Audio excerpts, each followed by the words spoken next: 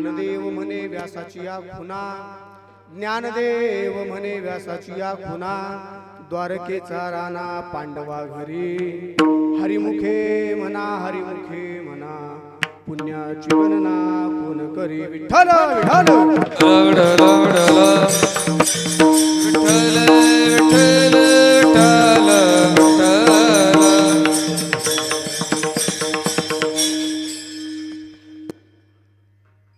समचरण सरोजम सांद्र नीलांबुदाभम, जगन्निहित पाणिं मंडनं मंडनानां, तरुण तुलसीमाला कंधरं कंजनेत्रं, सदैव धवलहासं विठ्ठलं चिंतयामि. पांडुरंगा करू प्रथमान पांडुरंगा करू प्रथमान, पांडुरंगा करू प्रथमान, पांडुरंगा करू प्रथमान, दुसरे चरण संतापिया,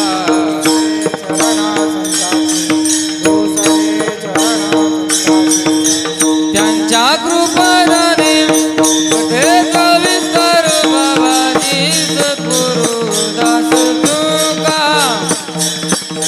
बाबाजी सद्गुरु दास तुका, कृपादाने कथेचा विचारू बाबाजी सद्गुरु दास तुका, बाबाजी सद्गुरु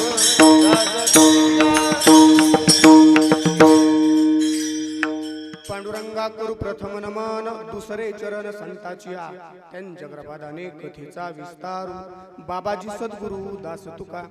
मनोजवम मारुततुल्य वेगम, जितेंद्रियं बुद्धिमतां वरिष्ठं, वातात्मजं वानरायुध मुख्यं, श्रीरामदूतं शरणं प्रपद्ये.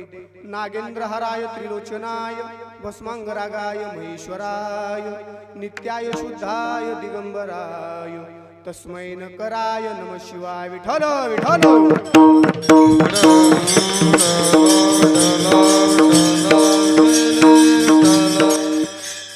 कलावज्ञ जीवोद्धरार्तावतारं, कलाकांक तेजोदिकामोदि वक्त्रं, खलानिशवाधापनोदार दक्षं, समाधिस्तमूर्तिं भजे ज्ञानदेवं. ओम नमो ज्ञानेश्वरा, करुणाकरा दयाळा, तुमचा अनुग्रह लाधलो, पावन झालो चराचरी. सरस्वती माते, सरस्वती माते, द्यावी मज स्मृती, येतो काकुलती तुझ रागी, आपुल्या वाळाशी धरी आता हाती, न करी फजिती जनामध्ये, ऐसे नमन करून सकळा, हरिकथा बोले बोबडिया बोला, अज्ञानी म्हणून आपुल्या वाळा, चालवी सकळा नामा म्हणे. विठ्ठल विठ्ठल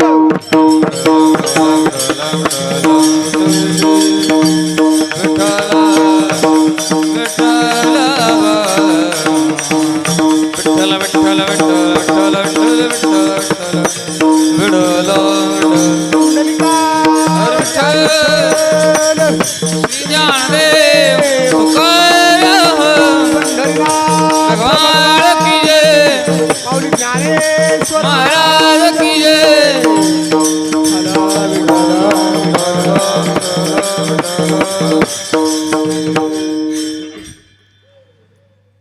देवाची ये द्वारी उभा क्षण भरी, तेने मुक्तिचारी साधिल्या, हरिमुखे म्हणा हरिमुखे म्हणा, पुण्याची गणना कोण करी. अखिल गुरुनिधान करुणा वरुणालय भक्तवात्सल्य, रुक्मिणी कांत रुक्मिणी प्राण संजीवन, श्री पंढरीश परमात्म्याच्या चरण कमलावर साष्टांग प्रणिपात करून, जगद्गुरु तुकोबारायांना वंदन करून, नाथ बाबांच्या चरणावरती नतमस्तक होऊन, किंबहुना आद्याचार्यांपासून आचार्यांपर्यंत संत महंत कीर्तनकार प्रवचनकार टाळकरी माळकरी वारकरी आणि उपस्थित सर्वच्या सर्व गावकरी सर्वांच्या चरणावरती नतमस्तक होऊन, आज कीर्तन रूपी सेवेसाठी घेतलेला अभंग माऊली महावैष्णव ज्ञानोबाराय यांचा हरिपाठ या ग्रंथातील 4 चरणाचा अभंग आजच्या कीर्तन रूपी सेवेसाठी. विठ्ठल विठ्ठल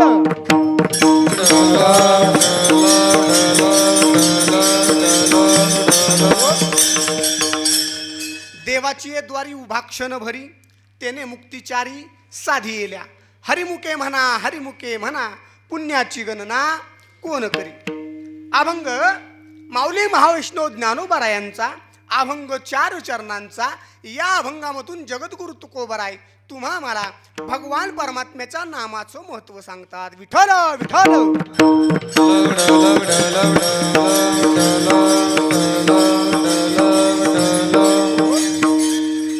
अभंगावरती बोलण्यापूर्वी अल्पसा परिहार द्यायचा तो म्हणजे असा.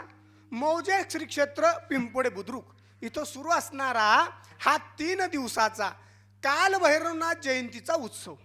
हा काय आहे? काल भैरवनाथ जयंतीचा 3 दिवसाचा उत्सव. आणि या उत्सवातली ही पहिल्या दिवसाची कीर्तन रूपी सेवा माझ्यासारख्या पामराकडे आली हे माझं परमभाग्य. हा उत्सव 3 दिवसाचा आहे. किती दिवसाचा? 3 दिवसाचा. मग या 3 दिवसामध्ये पहिल्या दिवशी नामपर प्रकरणातील अभंग, दुसऱ्या दिवशी स्वतः भगवान परमात्मा अवतरित झाले म्हणजे तो दिवस. म्हणजे उद्या काय असणार आहे? जन्मकाळाचं कीर्तन. आणि परवा दिवशी काय? लगेच तिसऱ्या दिवशी काला. म्हणजे असं हे 3 दिवसाचं सुंदर असं नियोजन या ठिकाणी नियोजन झालेलं आहे. म्हणून पुन्हा एकदा समस्त ग्रामस्थ पिंपोडे बुद्रुक यांच्या चरणावरती नतमस्तक होतो आणि सेवेला प्रारंभ. विठ्ठल विठ्ठल.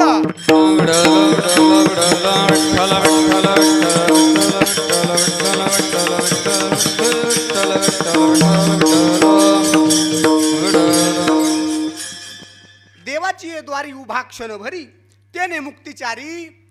बोला बोला बोला. तुमच्या सगळ्यांचं पाठ आहे. तेने मुक्तिचारी साधी येल्या. हरिमुखे म्हणा हरिमुखे म्हणा पुण्याची गणना कोण करी. असोनी संसारी जीवे वेगू करी. वेदशास्त्र उभारी बाह्य सदा आणि ज्ञानदेव म्हणे द्वारकेचा राणा. वा विठ्ठल विठ्ठल.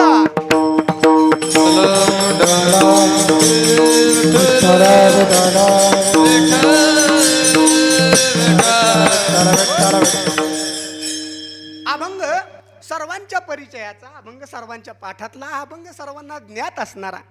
परंतु या अभंगावरती चिंतन हे आयुष्यातलं पहिलं चिंतन आहे. या अभंगावरती पहिलंच चिंतन आहे. मग हा अभंग माऊली महावैष्णव ज्ञानोबारायांचा आणि कोणत्या ग्रंथातला पोरांनो? हरिपाठ या ग्रंथातला. मग माझा प्रश्न असा आहे, हरिपाठ या ग्रंथामध्ये एकूण अभंग किती? माहितीची माणसं सांगा. पोराठोरांचं जाऊ द्या. किती अभंग? 27 अभंग हरिपाठामध्ये. पण बाबा महत्वाची गोष्ट अशी आहे, साहित्य म्हणून जर या ग्रंथाकडे पाहिलं, साहित्य म्हणून जर या हरिपाठ ग्रंथाकडे पाहिलं तर याच्यात अभंग किती आहेत? तर 28. कसं? अभंग हरिपाठ असती 28 रचिले विश्वासे ज्ञानदेवे.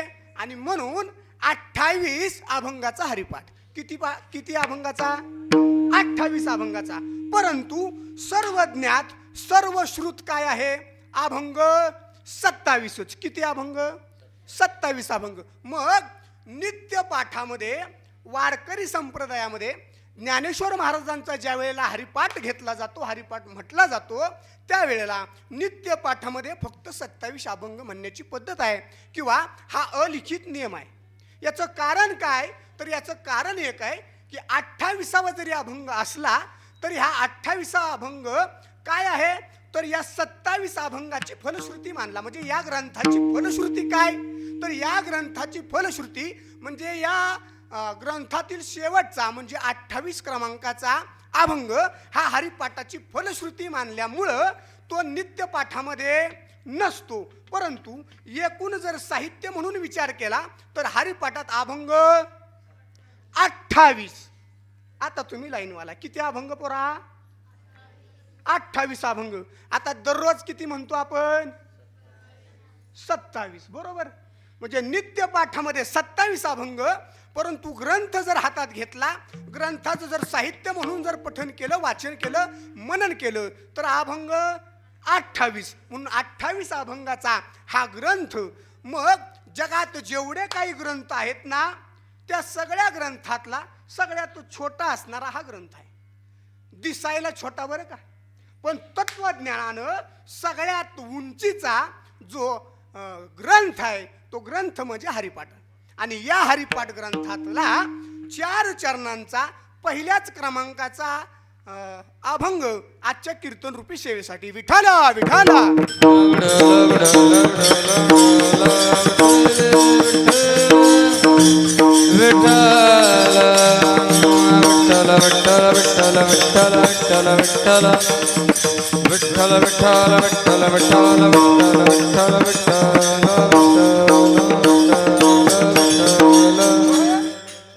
अभंगावरती चिंतन. बरोबर, अभंग ज्ञानेश्वर महाराजांचा, अभंग 4 चरणांचा, आणि या अभंगामधून भगवान परमात्म्याच्या नामाचं महत्व तुम्हा आम्हाला ज्ञानेश्वर महाराज सांगतात. हरिपाठ ग्रंथातला पहिल्या क्रमांकाचा अभंग. मग पहिल्या क्रमांकाचा अभंग, यात 2 गोष्टी फार महत्वाच्या आहेत. कुठल्या कुठल्या गोष्टी? एक म्हणजे त्या अभंगाचा असणारं ध्रुवपद, आणि दुसरी गोष्ट म्हणजे त्या अभंगाची असणारी नाममुद्रा. कुठली मुद्रा? नाममुद्रा. मग नाममुद्रेनं काय कळतं? हा अभंग कोणाचा आहे हे नाममुद्रेनं कळतं. मग या अभंगाची जी नाममुद्रा आहे ती नाममुद्रा काय आहे? ज्ञानदेव म्हणे. बरोबर, ज्ञानदेव म्हणे ही या अभंगाची काय आहे?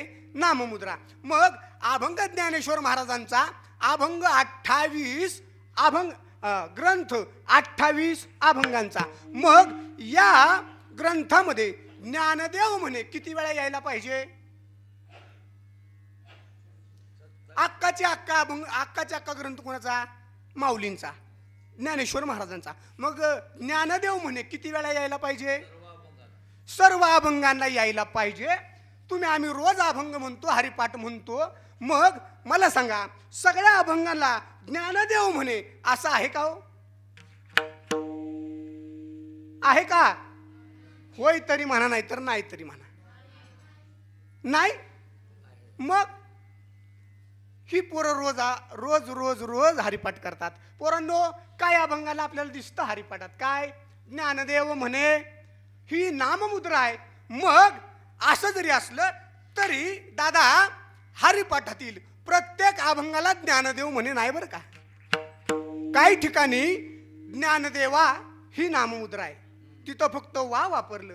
काही ठिकाणी ज्ञानदेवी म्हणजे वेलांटी देऊन ज्ञानदेवी स्त्रीलिंगी अशा त्या शब्दाचा अर्थ होतो. मग काही ठिकाणी ज्ञानदेवी असा शब्द प्रयोग आला. मग काही ठिकाणी ज्ञानदेव म्हणे, ज्ञानदेवा, ज्ञानदेवी ह्या नाममुद्रा सापडतात.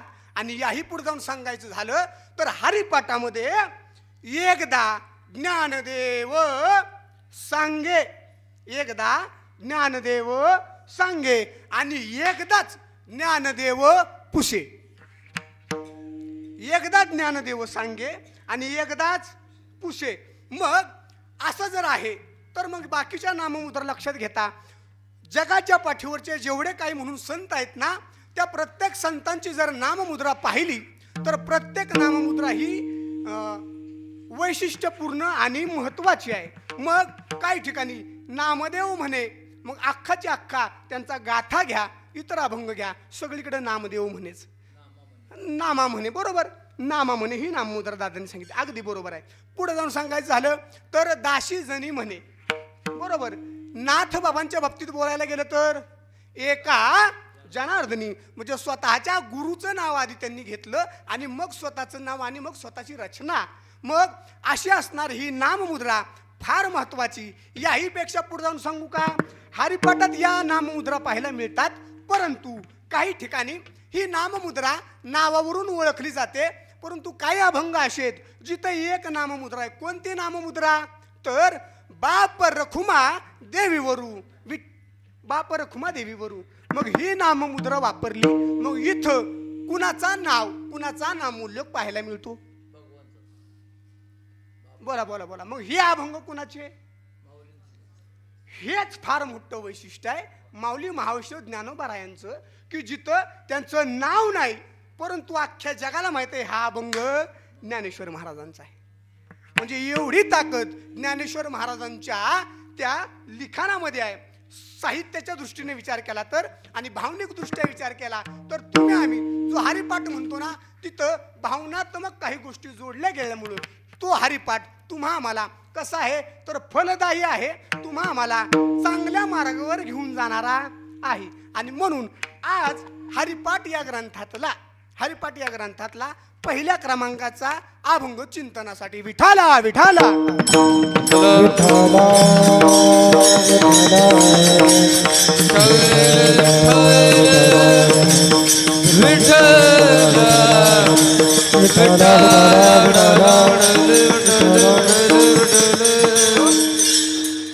बघा, आपण आता चिंतन करून आलो फक्त 7 वेळा ज्ञानदेव म्हणे.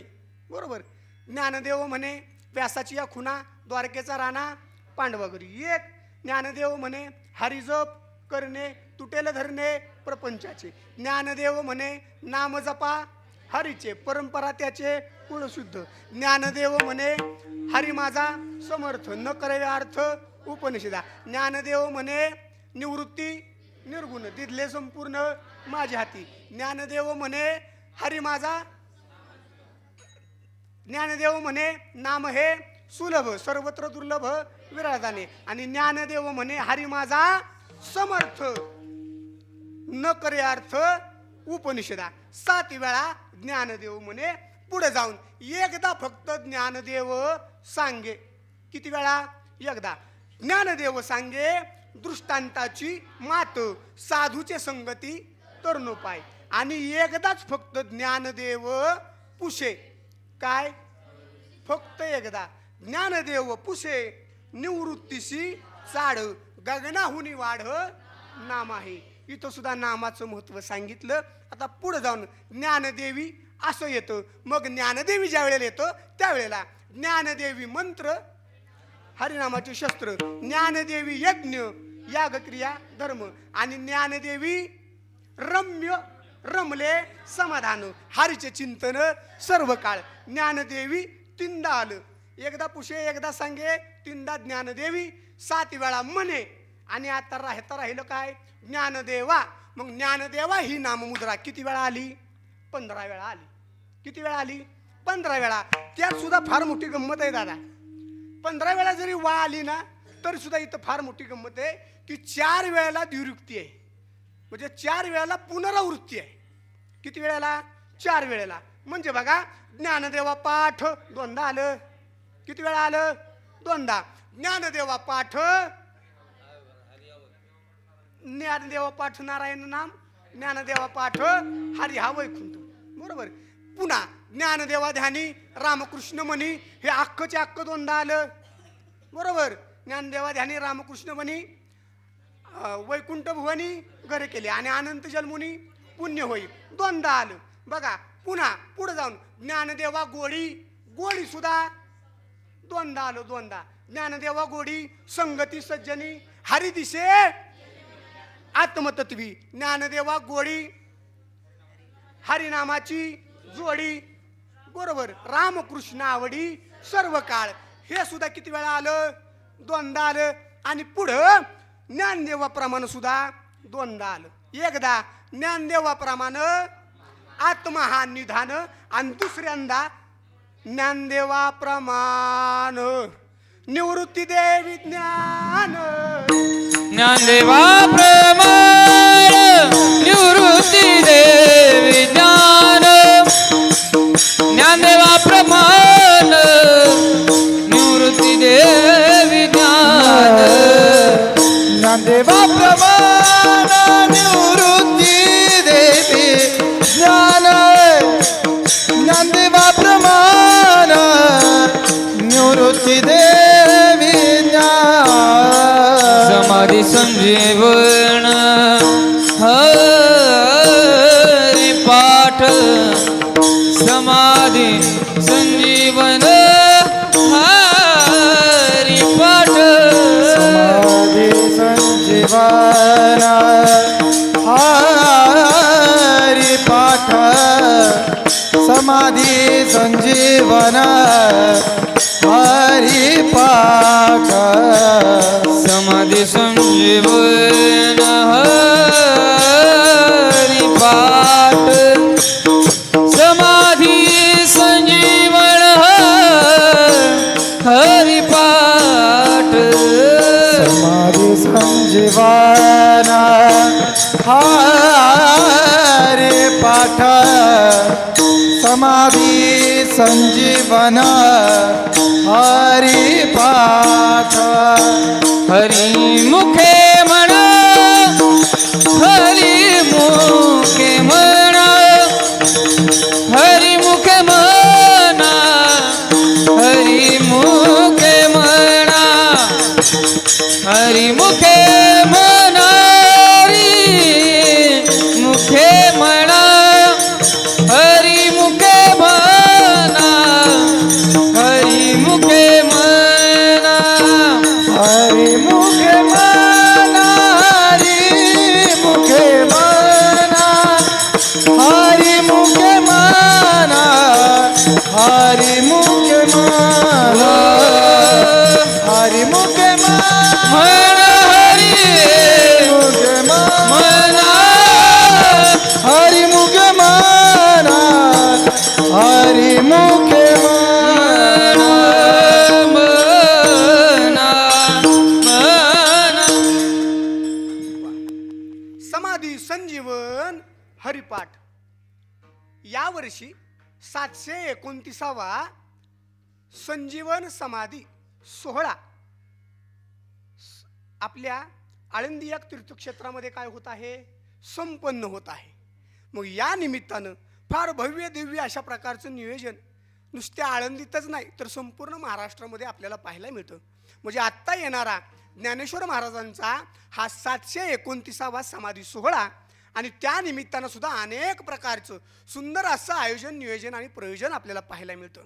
मग ही जी उंची आहे ही उंची ज्ञानेश्वर महाराजांची तुम्हा आम्हाला काय देते तर सुख देते, तुम्हा आम्हाला काय देते तर आनंद देते, तुम्हा आम्हाला काय देते तर जगण्याचा मार्ग देत असते. बरोबर. मग अशा प्रकारे हा सोहळा अख्ख्या आळंदीमध्येच नाही तर संपूर्ण महाराष्ट्रामध्ये जगभरामध्ये साजरा होत आहे. आणि मग त्या निमित्तानं भव्य दिव्य असं नियोजन आपल्याला पाहायला मिळतात. मग पुढे जाऊन सांगायचं झालं तर हरिपाठ यावर आपण बोलतोय. पुढे जाऊन आणखीन थोडा बारकावा राहिला. तो कोणता राहिला तर आपण दुरुक्ती पाहिली की 2-2 वेळा येणारे शब्द ते 4 वेळा आले म्हणजे 4 दुनी 8 वेळा ते झालं. आणि पुन्हा वा असणारे प्रत्यय कोणते तर ज्ञानदेवा ज्ञानदेवा सांग झाला हरिपाठ, ज्ञानदेवा सांग झाला हरिपाठ. बरोबर. पुढे जाऊन सांगायचं झालं ज्ञानदेवा जिने नामेविन व्यर्थ. पुढं ज्ञानदेवा फळ जप नारायण नाम. बरोबर. पुढं ज्ञानदेवा ज्ञानदेवा पाठी हरी हा वैकुंठ. बरोबर. बरोबर आहे का दादा? हा ते झालं. म्हणजे सांगायचंय काय तर ज्या वेळेला 15 वेळा वा ही नाममुद्रा वापरली गेली त्या वेळेला तिथं कुठली मुद्रा वापरली तर वा या नावानं नाममुद्रा वापरली म्हणजे ज्ञानदेवाला अशा पद्धतीनं. पुढे जाऊन जर थोडा आणखी विचार केला तर तुम्हा आम्हाला एक गोष्ट बारकाव्यानं पाहायला मिळते. तुम्ही आम्ही सगळेजणच नेहमी म्हणत असतो. काय म्हणत असतो? एकदा हरिपाठ केला बरं का किती वेळा? एकदा हरिपाठ केला की मग हरी हा शब्द किती वेळा उच्चारला जातो? तुमच्या सगळ्यांचं पाठ आहे. सगळ्यांनी उत्तर दिली. किती वेळा? 108 वेळा. म्हणजे हरिपाठ या ग्रंथामध्ये हरी हा शब्द किती वेळा येतो? बोला बोला बोला. 108 वेळा येतो. आता बारकाव्यानं ऐका. महत्वाची गोष्ट अशी आहे ज्या वेळेला हरिपाठ ग्रंथ साहित्य म्हणून हातात घेऊ आणि त्याचा अभ्यास करू ना त्यावेळेला त्या हरिपाठ ग्रंथामध्ये हरी हा शब्द 108 वेळा पाहायला मिळत नाही. मग किती वेळा येतो तर हरिपाठामध्ये हरी हा शब्द फक्त 45 वेळा येतो. नव्हे किती वेळा येतो? 48 वेळा येतो. तुम्ही मी प्रत्येक गोष्टीला होय म्हणाल तसं होय म्हणू नका. आता ऐका दादा. 48 वेळा. किती वेळा? 48 वेळा. बघा गणित करा. हरिमुखे म्हणा हे काय ध्रुवपद आहे. बरोबर. अगदी बरोबर आहे. बघा हरिमुखे म्हणा पुण्याची गणना कोण करी, हे ध्रुवपद आहे. आणि मग हरिमुखे म्हणा ही दुर्युक्ती वापरली. पुढे जाऊन जर बारकाने विचार केला तर हरी हा शब्द ते धरून सुद्धा 48 वेळा येतो. 2 वेळेला श्रीहरी असा शब्द येतो. 2 वेळेला श्रीहरी शब्द येतो. 48 आणि 2 50. लक्षात ठेवा पोरांनो, माझं गणित जरा कच्चं आहे. माझं गणित काय आहे? कच्चं आहे. साही साही आणि साही सकूम अंगास जमलाय कार्यक्रम. साई 36 आणि साई सकूम 42. म्हणजे यांच्या गणिताच्या मास्तराला झोपून दंडवत केला पाहिजे. साई साई म्हणजेच साई साई आणि साई सकूम म्हणजेच साई साई, नाही का? आता पुढचं सांगायचं. बघा बघा बघा बघा 5 1 91, 5 2 92, 5 3 93 अंगास. 5 1 91, 5 2 92, 5 3. वा वा आली जाग्यावर पोरं बरं का. मी म्हणलं तर 93च करतात. चांगले नाही, पोरं पाहिजेत बरं का कीर्तनात. पोरं असल्याशिवाय मजा नाही. बरं मला सांगा, एक मराठीतला प्रश्न आहे. मराठी लय भारी आहे. मराठी अतिशय सुंदर आहे. मराठी फार सोपी आहे. सोपी आहे का अवघड आहे पोरांनो? अगदी सोपी आहे मराठी आपली, बरोबर आहे.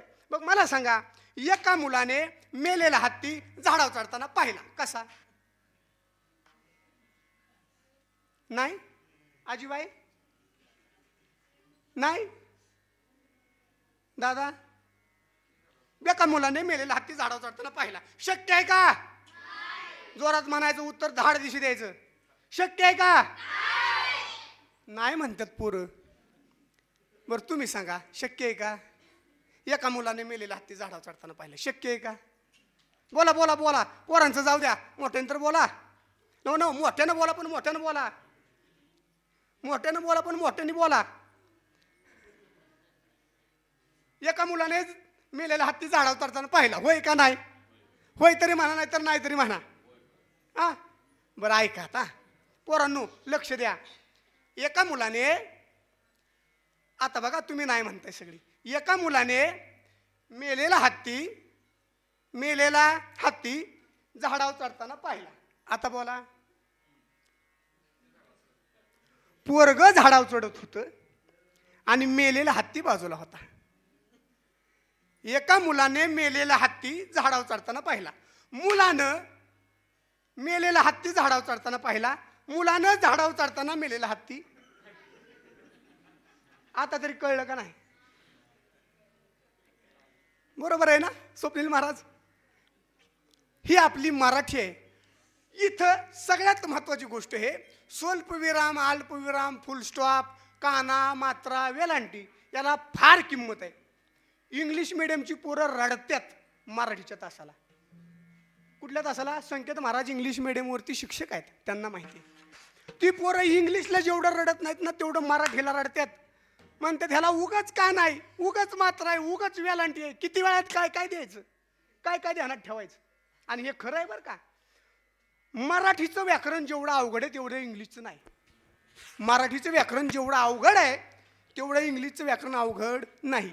इंग्लिश जेवढी सोपी आहे तेवढी मराठी सोपी नाही. आणि म्हणून इथं संत साहित्य असू द्या किंवा लिखित कोणतंही साहित्य असू द्या, इथं विरामचिन्ह असतील, जी काही सगळी चिन्ह आहेत त्या चिन्हांना, त्या गोष्टीला फार महत्त्व आहे. आणि संप्रदायामध्ये, ग्रंथांमध्ये अन्वयाला फार महत्त्व आहे. कशाला महत्त्व आहे? अन्वय. एखादी गोष्ट जर संबंधानं सांगायची असली तर अन्वय पाहावा लागतो, नाही का?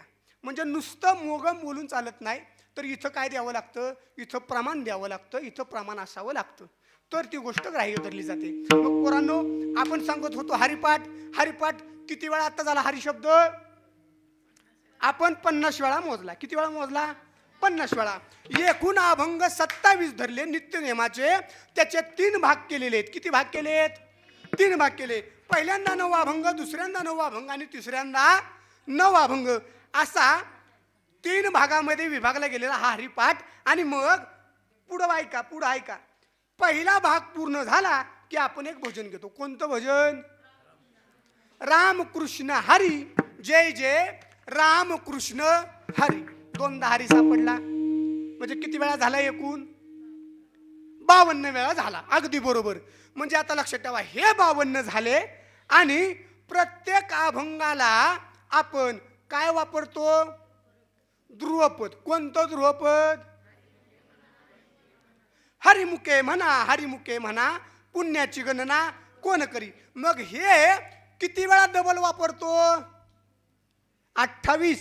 27 नाही म्हणायचं. किती वेळा? 28. मग 28 दुनी 56. 56 आणि 52 किती झाले? आता जमला का कार्यक्रम? एकूण किती आले मावशी? 108. पण बाबा एकाने शंका काढली. काय शंका काढली? 28वा अभंग आपण म्हणत नाही. मग म्हणत नाही म्हटल्यानंतर त्याची दुरुक्ती कशी पकडायची नित्य हरिपाठात? मग इथं फार मोठं वैशिष्ट्य आहे. कोणतं वैशिष्ट्य? जगद्गुरु तुकोबारायांचा एक अभंग आपण म्हणतो. एक अभंग आपण म्हणतो आणि त्या अभंगाला सुद्धा आपण कोणतं ध्रुवपद लावतो?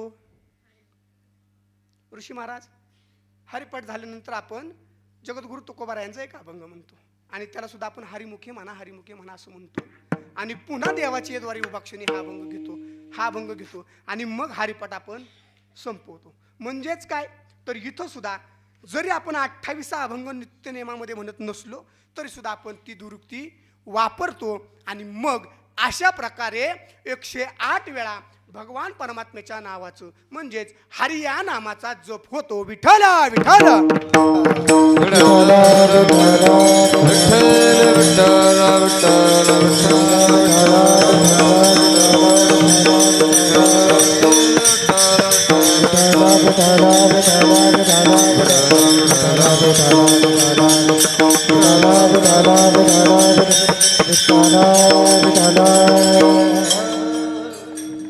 म्हणजे असा सुंदर असणारा हा हरिपाठ.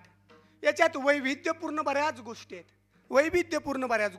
परंतु संपूर्ण अभंगाला हरिमुखे म्हणा, हरिमुखे म्हणा, संपूर्ण अभंगाला हरिपाठाच्या हरिमुखे म्हणा पुण्याची गणना कोण करी हेच ध्रुवपद वापरलं का? तर भगवान परमात्म्याच्या नावाचं महत्वच एवढे केवढे की त्या भगवान परमात्म्याच्या नावाची आपण उच्चारणा केल्यानंतर, आपण ते नाम जपल्यानंतर जे पुण्य प्राप्त होतं ना, त्या पुण्याची गणना कुणालाच करता येत नाही. मुखी जरी गाय पवित्रची होय देह त्याचा. मग हरिपाठाच्या नुसत्या कीर्ती वाखणण्यानं, नुसती कीर्ती जरी वर्णन केली तरी सुद्धा काय होतो? आपला देह पवित्र होत असतो. म्हणजे हरिपाठ कीर्ती मुखी जरी गाय पवित्रची होय देह त्याचा. म्हणजे देह पवित्र करण्याची अनेक कारणं सांगितली. त्यातलं सगळ्यात साधं सोपं सरळ कारण कोणतं? तर भगवान परमात्म्याचं नामस्मरण. आता बघा हरिपाठावर आपण बोलतोय, हरिपाठ या शब्दावर आपण बोलतोय. मग हरिपाठामध्ये हरिपाठ किती वेळा? हरिपाठ किती वेळा? संजू दादा हरिपाठ किती वेळा? 12 वेळा. किती वेळा? 12 वेळा. म्हणजे हरिपाठ हा शब्द फक्त 12 वेळा येतो. जरी अभंगाचे चरण ग्रंथातील अभंग जरी 28 असले तरी सुद्धा हरिपाठ हा शब्द फक्त 12 वेळा येतो. बघा किती वेळा येतो? 12 वेळा येतो. पुढे जाऊन आणखीन सांगायचं झालं तर हरिपाठात प्रत्येक चरणामध्ये काय असलं पाहिजे? हरी असलं पाहिजे. काय असलं पाहिजे? हरी असलं पाहिजे. परंतु हरिपाठातील 4 अभंग असेत ज्याच्यात हरी शब्द नाही. काय म्हणतोय मी? ज्याच्यात हरी शब्द नाही, हरिपाठ शब्द सुद्धा नाही. मग 28 अभंगाचा हरिपाठ, त्याच्यातले 4 अभंग असेत ज्याच्यात हरी शब्द नाही. परंतु त्या 4 अभंगाचं वैशिष्ट्य असे की तिथं संतांचं महत्त्व सांगितलंय. तिथं काय सांगितलंय? संतांचं महत्त्व. मग त्या अभंगांमध्ये राम हा शब्द येऊन जातो, कृष्ण शब्द येतो, विष्णू शब्द येऊन जातो, परंतु हरी शब्द पाहायला मिळत नाही. म्हणजे हरिपाठ जरी असला तरी सुद्धा त्यातल्या 4 अभंगांमध्ये हरी शब्द येत नाही. हा बारकावा आहे त्यातला. मग तसं जरी असलं तरी सुद्धा त्या अभंगांमध्ये संतांचं मनन होतं, संतांचं नामोच्चार होतो, देवाचं नामस्मरण होतं, देवाचा नामोच्चार होतो. मग विष्णू विन जप व्यर्थ त्याचे ज्ञान हे अभंगात पाहून घ्या. अभंग क्रमांक 5, अभंग क्रमांक 8, अभंग क्रमांक 9 आणि अभंग क्रमांक 24 या अभंगांमध्ये हरिशब्द येत नाही. अभंग घरी गेल्यानंतर पहा. विठ्ठल विठ्ठल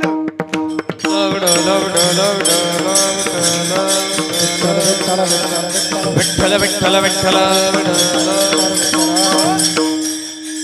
म्हणजेच काय, तरी हरिपाठ असं जरी आपण पाहत असलो तरी अभंगात 4 ठिकाणी मात्र आपल्याला हरिशब्द पाहायला मिळत नाही. मग असं जरी असलं तरी त्या अभंगाची मग उंची कमी होते का, तर अजिबात नाही. कारण इथं संतांचं महत्व, इथं देवाचं नामस्मरण आहे आणि तिथं पुनरुक्ती असल्यामुळं, तेच ध्रुवपद असल्यामुळं हरिशब्द वापरला जातो. ध्रुवपद तेच असल्यामुळं या 4 अभंगामध्ये सुद्धा काय वापरला जातो, हरिशब्द वापरला जातो. हे हरिपाठाचं वैशिष्ट्य. विठ्ठल विठ्ठल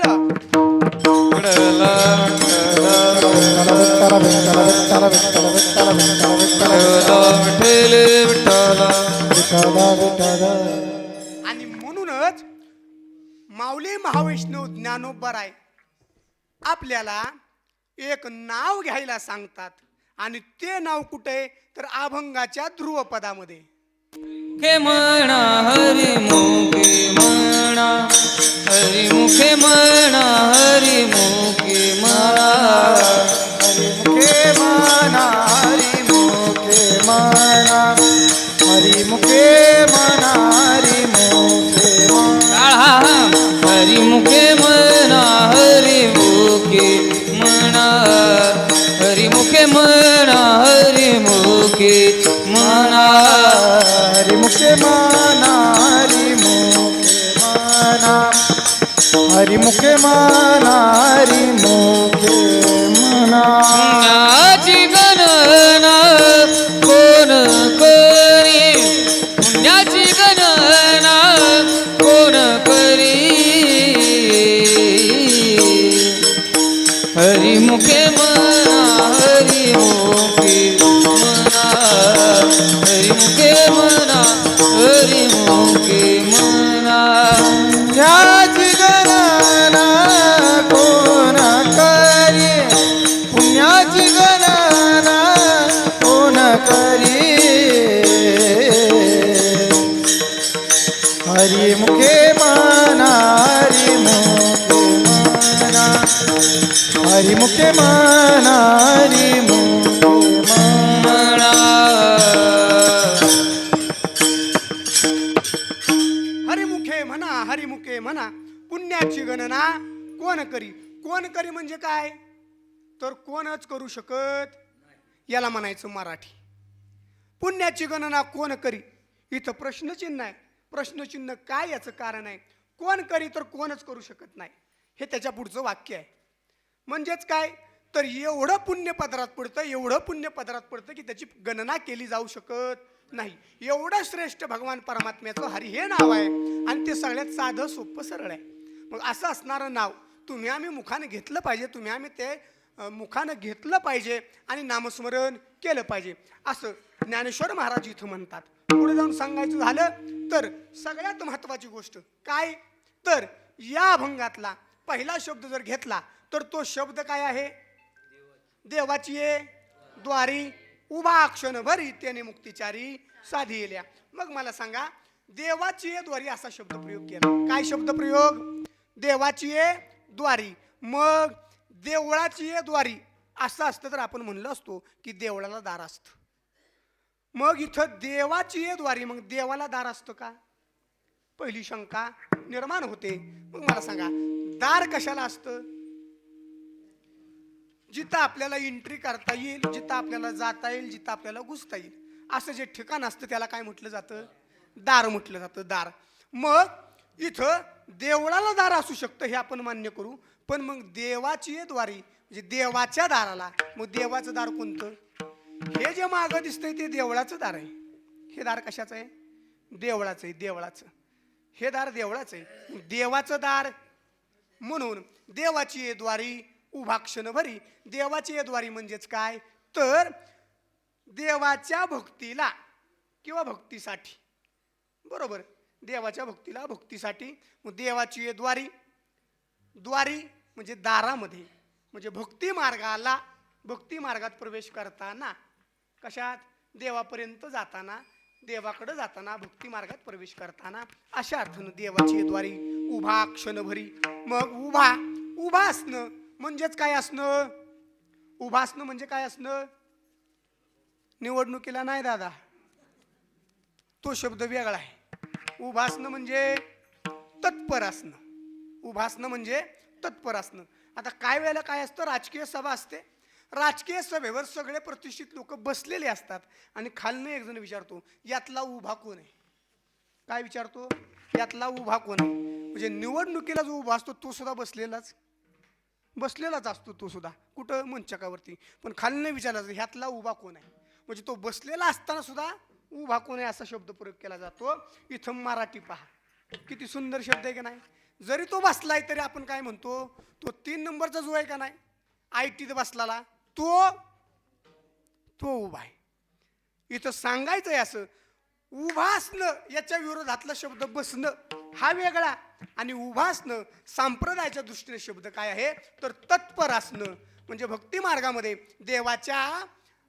मार्गामध्ये देवाची आराधना करण्यामध्ये जो तत्पर आहे तो. मग देवाची द्वारी उभा क्षणभरी, आणि मग त्याचं फळ काय तर त्याचं फळ तेने मुक्तिचारी. मग इथं 4 मुक्तीचं वर्णन केलेलं आहे. कोणत्या 4 मुक्ती? तर या 4 मुक्ती अशा आहेत. पहिली आहे सलोकता, दुसरी आहे समीपता, तिसरी आहे स्वरूपता, आणि चौथी आहे सायुज्यता. या 4 मुक्ती आपल्याला प्राप्त होतात. मग या 4 मुक्ती म्हणजे काय तर बघा, थोडं बारकाईनं ऐकायचं. हे झालं की मग आपलं चिंतन बऱ्यापैकी आटोक्यात आलं. बघा, सलोकता म्हणजे ज्या लोकांमध्ये देव राहतात तिथंच आपल्याला राहायला मिळणं, याला म्हणायचं सलोकता. पुढे जाऊन सांगितलं समीपता.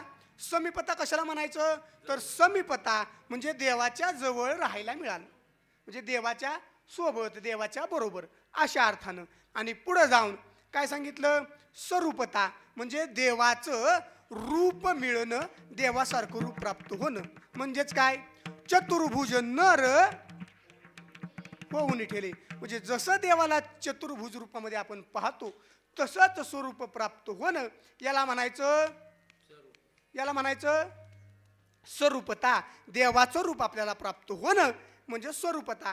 आणि पुढे जाऊन सांगितली कोणती सायुज्यता, म्हणजे स्वतःच देवस्वरूप होणं. म्हणजे असं या 4ही मुक्तींची तुम्हा आम्हाला काय होते प्राप्ती होते. म्हणजे हरीच्या नावामध्ये एवढी ताकद आहे. देवाच्या नामस्मरणामध्ये जो देवाचं नामस्मरण घेण्यासाठी तत्पर आहे ना, त्याला या 4ही मुक्ती मिळतात. असं अभंगाचं पहिलं चरण. देवाची द्वारी उभा क्षणभरी, देवाची द्वारी उभा क्षणभरी, देवाची द्वारी उभा क्षणभरी, देवाची द्वारी उभा क्षणभरी, देवाची द्वारी उभा क्षणभरी, देवाची द्वारी उभा क्षणभरी, देवाची द्वारी उभा क्षणभरी, देवाची द्वारी उभा क्षणभरी. तेने मुक्तिचारी साधिल्या, तेने मुक्तिचारी साधिल्या, तेने मुक्तिचारी साधिला, तेने मुक्तिचारी साधिला. हरिमुखे मना, हरिमुखे मना, हरिमुखे मना, हरिमुखे मना, हरिमुखे म्हणा, हरिमुखे म्हणा, हरिमुखे म्हणा, हरिमुखे म्हणा.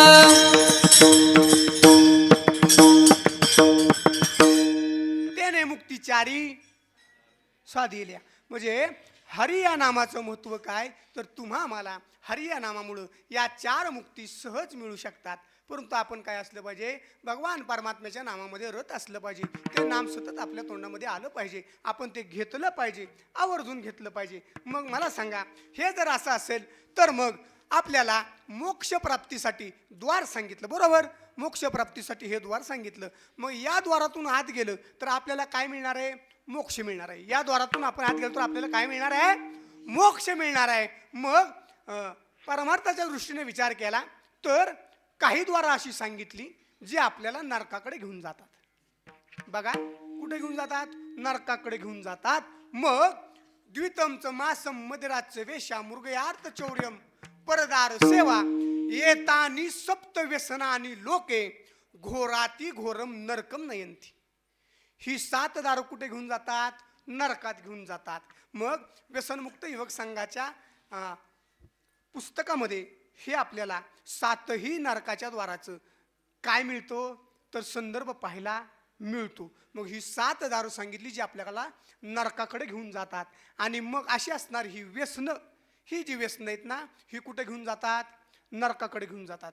मग ही अशी असणारी व्यसनं माणसानं आयुष्यात कधीच करू नये जी तुम्हा मला नरकाकडे घेऊन जातील. मग जर मोक्षपदाकडे जायचं असेल तर साधा सोपा सरळ मार्ग कोणता? हरिमुखे म्हणा, हरिमुखे म्हणा, पुण्याची गणना कोण करी. म्हणजे असं साधं सोपं साधन असताना आपण नको ती साधनं शोधण्यामध्ये अर्थ नाही. याही पुढे जाऊन जर बारकाव्याने विचार करायला गेलो तर आता ऐका, इथं हा ग्रंथ इतका महत्वाचा आहे, इतका महत्वाचा आहे. का महत्वाचा आहे याचं कारण आहे की काही पुस्तकं असतात. काय असतात? काही पुस्तकं असतात, काही कादंबऱ्या असतात. काय असतात? कादंबऱ्या असतात. म्हणजे काही पुस्तकं असतात, काही कादंबऱ्या असतात, काही कविता संग्रह असतात आणि काही ग्रंथ असतात. काही ग्रंथ असतात. मग ग्रंथ जरी असला तरी सुद्धा त्यातला म्हणजे त्यातले काही ग्रंथ हे काय असतात तर हे महत्वाची गोष्ट म्हणजे शास्त्र असतात. काका शास्त्र हा शब्द फार महत्वाचा आहे. कोणता शब्द? शास्त्र शब्द. मग शास्त्र कशाला म्हणायचं? शास्त्र तर जिथं अनुबंध चतुष्टय पाहायला मिळतो त्या ग्रंथाला शास्त्र असं म्हटलेलं आहे.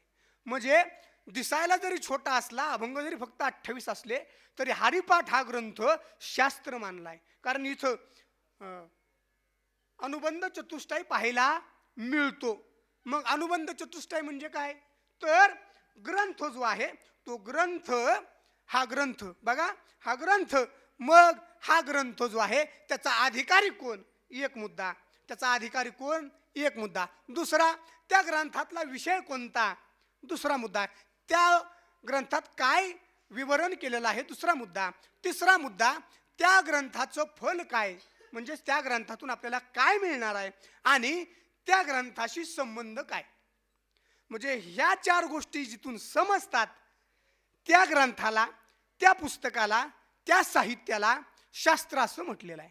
मग हरिपाठ हा नुसता ग्रंथ नाही तर हा शास्त्र ग्रंथ आहे, हेही तितकंच महत्त्वाचं. आणि म्हणून या ग्रंथाला अतिउच्च पद प्राप्त झालेला आहे आणि तो तुमच्या आमच्या मुखोद्गत असावा, असतो आणि असला पाहिजे. मग याही पुढे जाऊन सांगायचं झालं तर असा असणारा शास्त्र स्वरूप असणारा हा ग्रंथ, मग याचा अधिकारी कोण? याचा अधिकारी कोण तर याचा अधिकारी कोण याचं उत्तर अभंगाच्या 3ऱ्या चरणामध्ये असोनी संसारी जीवे वेगो करी, असोनी संसारी जीवे वेगो करी, असोनी संसारी जीवे वेगो करी, असोनी संसारी जीवे वेगो करी, असोनी संसारी जीवे वेगो करी, असोनी संसारी जीवे वेगो करी, असोनी संसारी जीवे वेगो करी, असोनी संसारी जीवे वेगो करी. वेद शास्त्र उभारी बाया सदा, वेद शास्त्र उभारी बाया सदा, वेद शास्त्र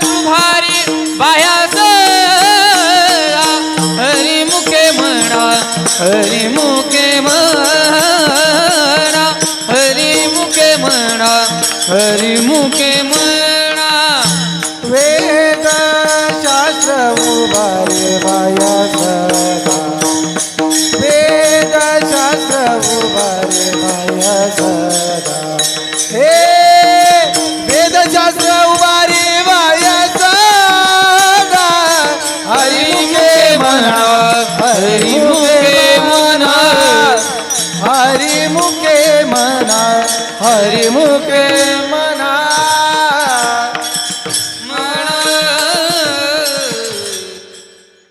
आसोनी संसारी जिवे वेगू करी आणि वेदशास्त्र उभारी बाह्य सदा. मग इथं सगळ्यात महत्वाचा गोष्ट आहे, जो संसारी आहे ना त्या संसारी माणसासाठी त्या संसारी जीवासाठी हा ग्रंथ सांगितला. म्हणजे सगळ्यात साधी सोपी आराधना प्रार्थना नमन भजन काय असेल तर ते हरिनाम आहे, हरिपाठ हा ग्रंथ आहे. आणि मग साध्या साध्या शेतकरी लोकांना साध्या साध्या सर्वसामान्य जनतेसाठी म्हणून ज्ञानेश्वर महाराजांनी ही खुली केलेली कवाड त्यातला हा ग्रंथ म्हणजे अतिशय सुंदर साधा सोपा आणि सर्वांच्या परिचयातला आणि पाठातला. मग असा जरी असला तरी सुद्धा त्याचं महत्त्व फार मोठं आहे. त्याच्यातून मिळणारं जे पुण्य आहे त्याच्यातून मिळणारा जो साठा आहे तो मात्र फार गहन आहे आणि आपल्या हिताचा आहे. म्हणून हरिपाठ हा ग्रंथ सर्वात श्रेष्ठ ग्रंथ. आणि याही पुढे जाऊन सांगायचं झालं तर त्याचा अधिकारी कोण तर सर्वसामान्य जो संसारी आहे तो याचा अधिकारी आहे. म्हणजे इथं अधिकार कोण आहे अधिकारी कोण आहे तर जो संसारी आहे तो. पुढे जाऊन सांगायचं झालं तर यातला विषय कोणता तर हरिमुखे म्हणा हरिमुखे म्हणा हा महत्वाचा विषय. आणि पुढे जाऊन इथं फलप्राप्ती काय तर त्याने मुक्तिचारी साधिया ही फलप्राप्ती. आणि संबंध काय तर सगळ्यात साधा सोपा सरळ मार्ग त्याच्यातून तुम्हाला मिळणारी मुक्ती. बरोबर अशा पद्धतीने हा सर्व व्यवहारामधला सगळ्यात साधा सोपा असणारा ग्रंथ तुमच्या आमच्यासाठी ज्ञानेश्वर महाराजांनी निर्माण केला. आणि म्हणून या ग्रंथाला तितकंच महत्त्व आहे. पुढे जाऊन सांगायचं झालं तर असा असणारा संसारी जीव या ग्रंथाचा अधिकार आहे त्याचं सुद्धा इथं वर्णन होतं. आणि इथं पुढे जाऊन एक वाक्य सांगायचं. कोणतं वाक्य तर आसोनी संसारी जीवे वेगू करी इथपर्यंत थांबलो. आणि वेदशास्त्र उभारी बाह्य सदा म्हणजेच काय इथं ग्वाही दिली जाते. इथं काय केलं जातं अनुमोदन दिलं जातं. म्हणजेच काय समजा सर्वानुमते एखादी गोष्ट ठरवायची असली तर तिथं जो विचार मांडतो ना त्याला एक दोघांनी अनुमोदन द्यावं लागतं. काय करावं लागतं अनुमोदन द्यावं लागतं. एकट्याचं काम नाही. मग इथं ज्या वेळेला अनुमोदन मिळतं तेव्हा तो काय होतो कायदा पास होतो. तसं इथं सुद्धा काय गोष्टी कशा आहेत तर इथं वेदांनी सुद्धा हीच गोष्ट सांगितलेली आहे. इथं काय शास्त्रानं सुद्धा हीच गोष्ट सांगितलेली पाहायला मिळते. म्हणजे भगवान परमात्म्याचं नाव इतकं मोठं इतकं श्रेष्ठ आहे हे श्रेष्ठत्व आपल्याला पाहायला मिळतं. आणि म्हणून हे श्रेष्ठत्व आणि याचा फायदा काय तर पुण्याचा साठा आणि पापाचा नाश. मग जर पुण्याचा साठा करायचा असेल आणि पापाचा नाश करायचा असेल तर काय करावं लागेल भगवान परमात्म्याचं नामस्मरण करावं लागेल हरिपाठ करावं लागेल. म्हणून सगळ्यांना विनंती सर्वांनी उंच हात करायचे आणि त्या भगवान परमात्म्याचं भजन करायचं. विठोबा रखुमाई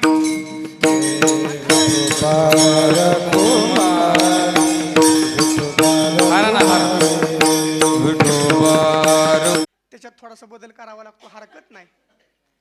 परंतु आता मग अशा आलेल्याच काकी म्हणल्या हेमंत महाराज नाव तेवढं प्लीज घ्या. काय म्हणल्या प्लीज म्हणल्या बरं का. जरा आवड असते एखाद्याला बरं वाटतं. परंतु त्याच्या पुढचा आपण आज मुद्दा सांगतो आणि म्हणून तू सांगतो बरं का. ऐका आता एका ठिकाणी कीर्तनाला गेलो एका ठिकाणी कीर्तनाला गेलो. तिथं गेलो आणि तिथं म्हणलं नामस्मरण करा नाव घ्या हात वर करा नाव घ्या. झालं असं तिथली एक आजीबाई ताडदिशी उचली माझ्या जवळ आली आणि मला म्हणली तू होय बाजूला मलाच म्हणली. बरं मी म्हणलं बाबा असं आजीचं काय म्हणलं आजीबाई काय काम आहे. आजीबाई म्हणली अरे मगाच्यानं म्हणतो यास नाव घे म्हणून नाव घ्यायसाठी पुढं आली. काय म्हणली नाव घ्यायसाठी पुढं आली आणि त्या आजीबाईनं मोठ्या प्रेमानं नाव घेतलं. आजीबाई म्हणली नवऱ्याचं नाव घ्यायला लागत नाही पैका, नवऱ्याचं नाव घ्यायला लागत नाही पैका. मी नाव घेते पण तुम्ही ध्यान देऊन ऐका. बायका नाव ऐका असं आजीबाई म्हटली. आणि त्या आजीबाईनं नाव घेतलं. आजीबाई म्हणली, खनखन कुदळी नवमन माती उभरले भीती चिटकले खांब, दशरथाच्या घरी जन्मले राम. राम गेले 15 रुपये आणले 15ची आणली साडी, मोडली घडी कमरेला किल्ल्या उघडले दार. दारासमोर भीत भीतीसमोर कपाट, कपाटावर हांडा, हांड्यावर परात, परातीत भात, भातावर तूप, तुपासारखं रूप, रूपवान लक्ष्मी, लक्ष्मी नारायणासारखा आमचा जोडा आणि वसना नदीला पडला येडा. आता वसना नदीच्या नानापरी आणि सगळ्या जणीच म्हणतात नाव घे ग पुरी. आता नाव काय पुकाचं ते तर हळदी कुकाचं. हळदी कुकाच्या भरल्या गोणी बसायला दिला पाठ, पाटाला फिरक्या 60. हेमंतराव बसले पूजेला, मी समया लावते 360. लग्न झालेल्या सुवासनीनं बांधावे आमची गाठ, बसायला द्यावी खाट, पंचपक्वानानं भरावा आमचं ताट. असा करावा थाटमाट, नाहीतर फुकटचं नाव ऐकणाराला पोरं होतेली 60. काय म्हणली? पोरं होतेली 60. आता एवढी पोरं काय कामाची असली तरी 1-2 असावी ती. बघा 1-2 असावी ती. पण इथं थोडा बारकाव्यानं जर परमार्थाचा विचार केला तर एक जणाला 60 पोर झाली. कुणाला? नारद महर्षींना. आणि नारद महर्षींना स्वप्नवत ज्या वेळेला 60 मुलं झाली त्यावेळेला त्यांची झालेली फजिती पाहता तुम्हा आम्हाला आध्यात्मिकदृष्ट्या काय शिकायला मिळतो हे जर पाहायचं असेल तर संपूर्ण एक अख्खं कीर्तन करावं लागेल दादा. अख्खं एक कीर्तन करावं लागेल. म्हणून 60 हा शब्द फक्त तेवढा डोक्यात ठेवू नका. नारद महर्षींना 60 मुलं झाली आणि त्यांची काय फजिती झाली हे आपल्याला पाहायला मिळतं. म्हणून जुन्या काळातली जी नावं होती ना, या नावात काहीतरी संदर्भ दडलेला होता, या नावात काहीतरी देणं होतं, या नावात काहीतरी संदेश होता. पण आता तसं नाही. आता 2 वेळीचं नाव चिटुकलं पिटुकलं. गणपतीच्या देवळाला सोन्याचा कळस, आमच्या ह्यांचं नाव घेते मला नाही आळस. सण बदलला की नाव बदलायचं. हां, सण बदलला की नाव बदलायचं. काय? बरोबाच्या देवळाला सोन्याचा कळस, आमच्या ह्यांचं नाव घेते मला नाही आळस. सण बदलला की देऊळ बदलायचं. काय? भवानीच्या देवळाला सोन्याचा कळस, आमच्या ह्यांचं नाव घेते मला नाही आळस. सण बदलला की देव बदलायचा. बरोबर, देव बदलायचा. मग माळाव कोण असतो? म्हसोबा. म्हसोबाच्या देवळाला कळसच केला तुम्ही तर. कळस असतोय देवळाला? अरे देवळाच नसतं.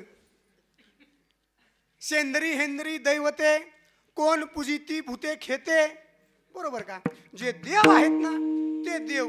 मग काही केलेले, काही झालेले, काही असलेले, अशा प्रकारामध्ये देवाचं वर्गीकरण होतं.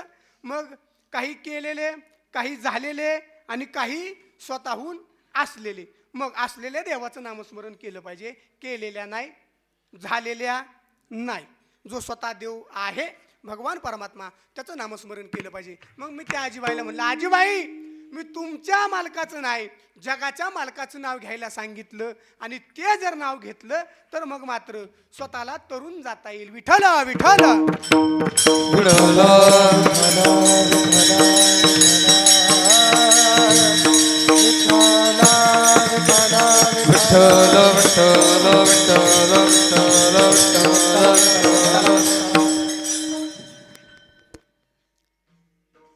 महत्वाचा मुद्दा हा आहे.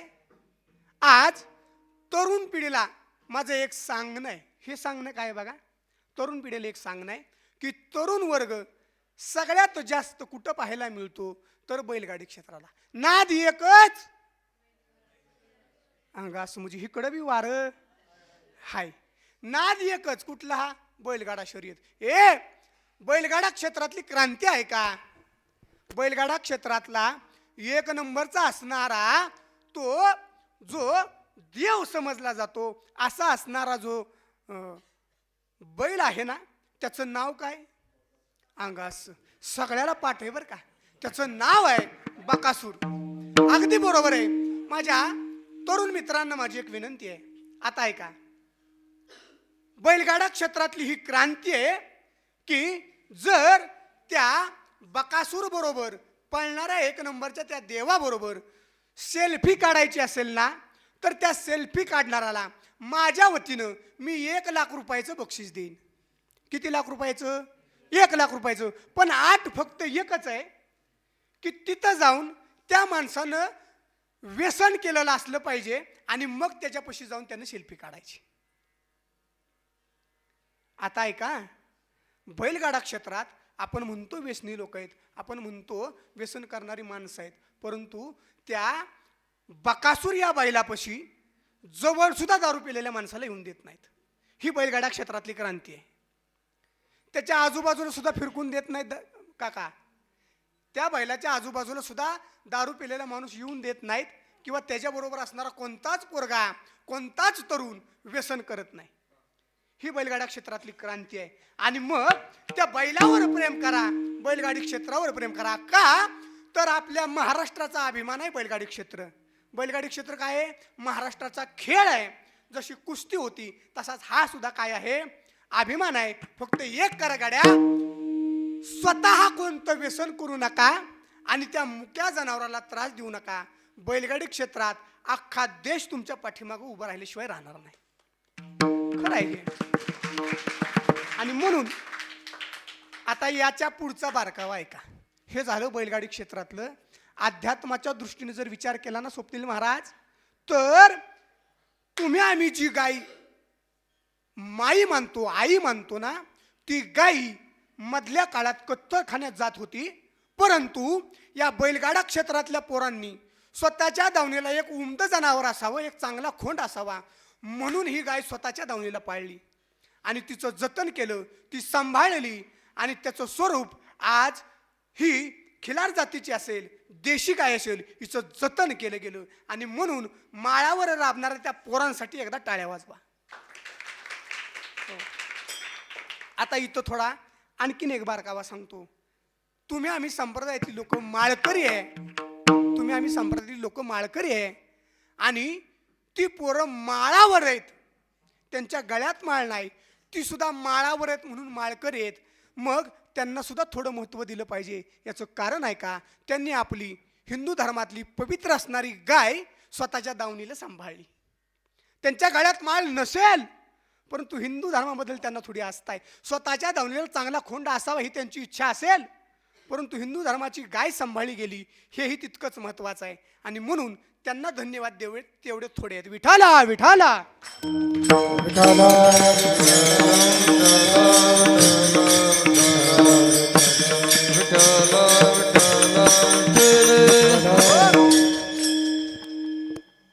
इथल्या तरुणांना सांगणं एकच, काय कोणतंही व्यसन करू नका, व्यसनाच्या नादी लागू नका. कोणताही खेळ हा खराब नाही, बैलगाडी क्षेत्र सुद्धा खराब नाही. फक्त तिथं व्यसन करू नका, त्या मुक्या जनावरांना त्रास देऊ नका. तुम्ही सुद्धा त्या क्षेत्रामध्ये पुढे गेल्याशिवाय राहणार नाही. आता पुढं ऐका, व्यसन तर करायचं नाहीच, पण दुसऱ्यालाही करून द्यायचं नाही, हा आपला मूलमंत्र असला पाहिजे.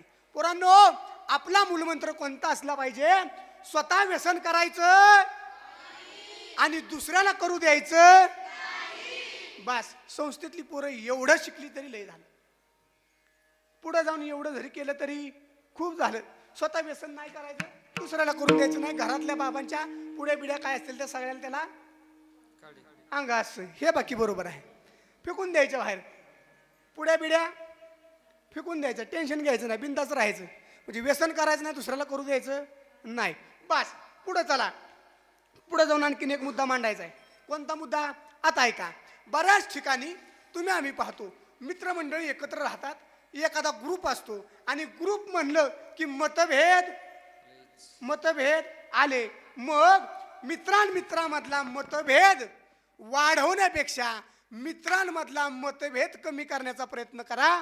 जगात तुमच्यासारखा श्रेष्ठ मित्र शोधून सुद्धा सापडणार नाही. ही खरी मैत्रीची व्याख्या आहे की मित्र भांडत राहतात, परंतु त्यांच्यातला वाद काटकं घालून वाढवण्यापेक्षा त्यांच्यामध्ये समेट करून आणा. असा जर तुम्ही मित्र असाल तर तुमच्यासारखा जगात मित्र सापडणार नाही. आणि म्हणून जगातलं सगळ्यात पवित्र नातं कोणतं? तर ते मैत्रीचं नातं आहे. आणि वैभव दादा, ऋषी दादा, संकेत दादा, एकदा का ही मैत्री घट्ट झाली की आयुष्यभर ती मैत्री टिकली पाहिजे. एवढा एक शब्द दिला ना की आयुष्यभर आनंदाने जगता येते. बस, म्हणजे मैत्री ही सुद्धा एक अविस्मरणीय गोष्ट आहे, अविस्मरणीय घटना आहे आयुष्यातली. जो आपण जोडला तो आपल्या सोबत आयुष्यभर असावा. याही पुढे जाऊन तरुण वर्गासाठी, या लहान मुलांसाठी या लहान मुलांसाठी बरं का पोरांनो, तुमच्यासाठी आता बघा.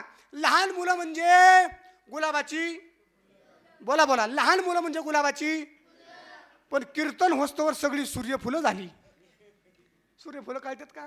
दिवस उगवल्या उगवल्या टवटवीत, आणि जसा जसा दिवस चढायला लागल तसं तसं कोमेजत कोमेजत कोमेजत जात. 2-4 सूर्यफुलं खाली येऊन बसली का? झालं काय? एकदा एका ठिकाणी लग्न ठरलं. काय ठरलं? लग्न ठरलं. लग्न, आणि त्या लग्नाचा एवढा मोठा थाटमाट झाला की अख्ख्या जगभरात, अख्ख्या महाराष्ट्रात ते लग्न गाजलं. तो साखरपुडा गाजला. पण लोकांच्या पोटात दुखायला लागलं. ह्यानं एवढा खर्च केला, त्यानं एवढ्या पंक्ती उठवल्या, एवढं सगळं केलं, हे कुणाच्या पोटात दुखायला लागलं? बघणारांच्या. की एवढा मोठा सोहळा झाला, साखरपुडा सुंदर झाला, आणि मग लोकांना वाटायला लागलं, अरे हे झालं कसं? त्या नवरी मुलीच्या काकानं फ्रीज दिला, नवरी मुलीच्या मामानं बेड दिला, नवरी मुलीच्या मावस भावानं फ्रीज दिला. म्हणजे कुणी ना कुणी त्या लग्नाला मदत केली. सुंदर असं लग्न झालं. पण बघणाऱ्यांना ते बघवत नाही. म्हणतात ह्यानं एवढा मोठा सोहळा केलाच कसा? म्हणजेच काय, एखाद्याचं लग्न पहिली गोष्ट होऊनच द्यायचं नाहीच वय. म्हणजे आपल्याकडे बी तीच पद्धत आहे का? एखादी नवरी आली तर सांगा बाबा पोरगा चांगला आहे, काय टेन्शन नाही. पण आता परिस्थिती अशी आहे की पाहुण्याला गुपचूप जाऊन भेटावं लागते आणि सांगावं लागतं आमचं सगळं चांगलं आहे बरं का, गावात विचारू नका. कारण गावात विचारणा कधी सरळ सांगत नाही. ही आजची रिअल कंडिशन आहे, रिअल परिस्थिती आहे. मग ते मुलाच्या बाबतीत असू द्या किंवा मुलीच्या बाबतीत असू द्या. मग दुसऱ्यानं चांगलं केलेलं लग्न जर आपल्याला पाहवत नसेल तर मग मात्र आपण माणूस या कॅटेगरीत मोडतो का नाही, हा सुद्धा मंथन करण्याचा विषय आहे. विठ्ठला विठ्ठला विठ्ठला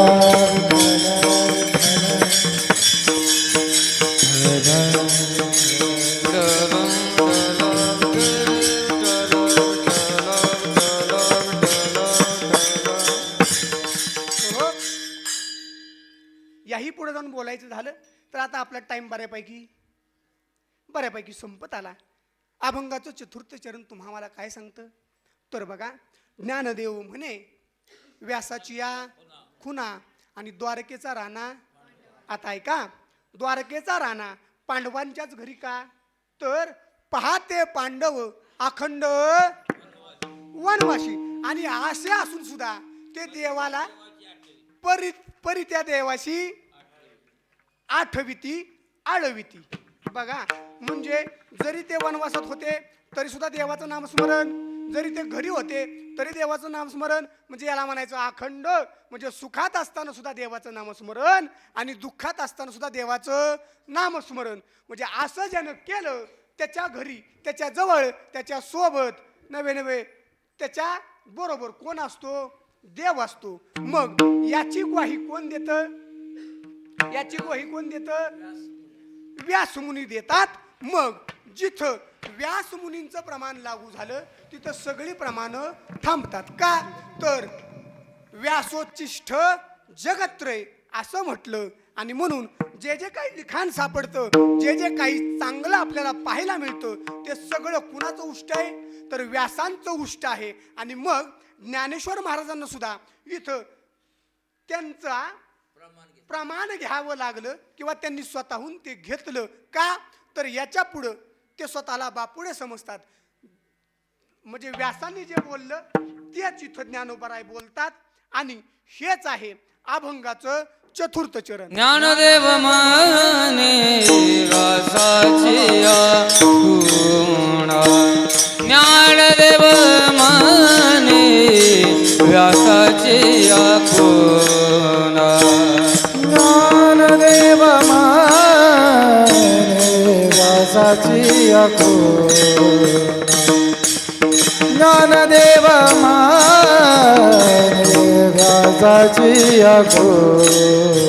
हा ज्ञानदेव माने व्यासाची खुणा, ज्ञानदेव माने व्यासाची खुणा, ज्ञानदेव माने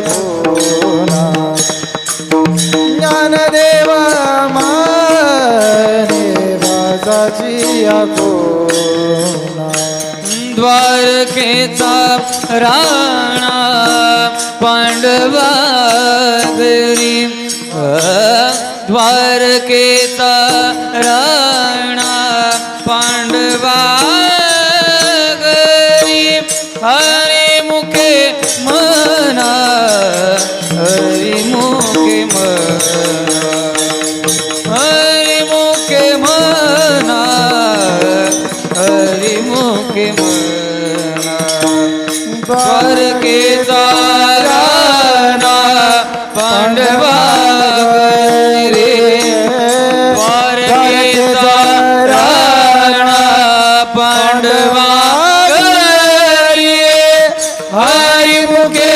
मना हरि मुखे माना हरि मुखे माना हरि मुखे माना पुण्याची गणना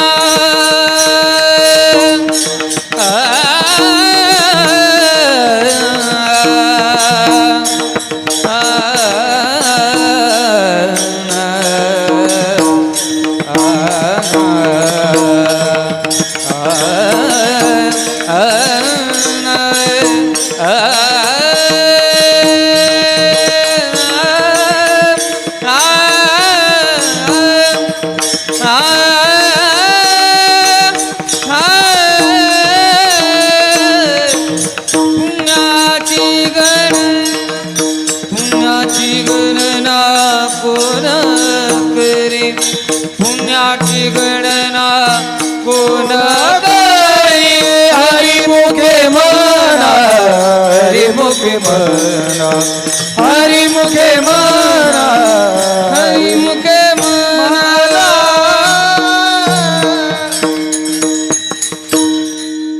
ज्ञानदेव म्हणे व्यासाची या खुना आणि द्वारकेचा राणा. मग द्वारकेचा राणा कोण? कृष्ण. मग मला सांगा आता एक वाक्य आणि कीर्तनाची समाप्ती. आता ऐका, हरिपाठामध्ये कृष्ण शब्द किती वेळा आला एवढं सांगतो आणि कीर्तन थांबवतो. बघा, द्वारकेचा राणा पांडवा घरी. मग द्वारकेचा राणा कोण? तर कृष्ण. मग कृष्ण हा शब्द हरिपाठामध्ये एकदाच आला. तुम्ही माझ्याकडे टोकरून बघू नका. रामकृष्ण एकत्र 15 वेळा आला, पण एकटा कृष्ण किती वेळा आला? फक्त एकदा आला. उद्धवा लाधला कृष्ण दाता, हा कृष्ण शब्द एकदा आला. राम शब्द 3दा येतो हरिपाठामध्ये. राम शब्द 3दा येतो. शिव शब्द 3दा येतो. राम शब्द 3दा येतो. शिव शब्द 3दा येतो. कृष्ण शब्द एकदाच येतो. विष्णू शब्द येतो. लक्ष्मी वल्लभ शब्द पाहायला मिळतो. म्हणजे देवाची बरीच नावं पाहायला मिळतात, परंतु प्रामुख्यानं ही 3दा येणारी नावं आहेत आणि एकदाच येतो तो कृष्ण. उद्धवा लाधला कृष्णदाता, म्हणजे असे असणारा हा कृष्ण. आणि याचं जर तुम्हा मला सानिध्य लाभायचं असेल, याच्या नामामुळं तुम्हाला काय होतं तर मोक्षप्राप्ती घडत असते. आणि म्हणून हरिमुखे म्हणा हरिमुखे म्हणा पुण्याची गणना कोण करी. असं असल्यामुळं पुन्हा एकदा देवाची ये द्वारी उभा क्षणभरी तेने मुक्तिचारी साधी येल्या. हरिमुखे म्हणा हरिमुखे म्हणा पुण्याची गणना कोण करी. आसोनी संसारी जिव्हे वेगू करी, वेदशास्त्र उभारी बाह्य सदा. आणि ज्ञानदेव म्हणे व्यासाची या खुना, द्वारकेचा राणा पांडवा घरी. ज्ञानेश्वर माऊली.